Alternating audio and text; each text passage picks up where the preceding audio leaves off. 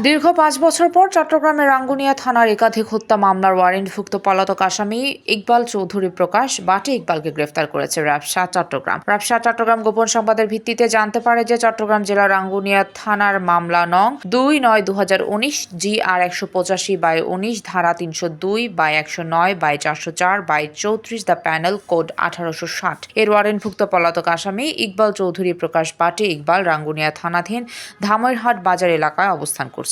উক্ত তথ্যের ভিত্তিতে গত ২৩ নভেম্বর ২০২৪ তারিখে আনুমানিক ৮টা ১০ ঘটিকায় র্যাব-৭ চট্টগ্রামের একটি আভিযানিক দল বর্ণিত এলাকায় অভিযান পরিচালনা করে আসামি ইকবাল চৌধুরী প্রকাশ বাটে ইকবাল পিতা নূর মিয়া সাং লালানগর থানা রাঙ্গুনিয়া জেলা চট্টগ্রামকে গ্রেফতার করতে সক্ষম হয়। পরবর্তীতে উপস্থিত সাক্ষীদের সম্মুখে আটককৃত আসামিকে জিজ্ঞাসাবাদ সূত্রে বর্ণিত হত্যা মামলার ওয়ারেন্টভুক্ত পলাতক আসামি মর্মে স্বীকার করে।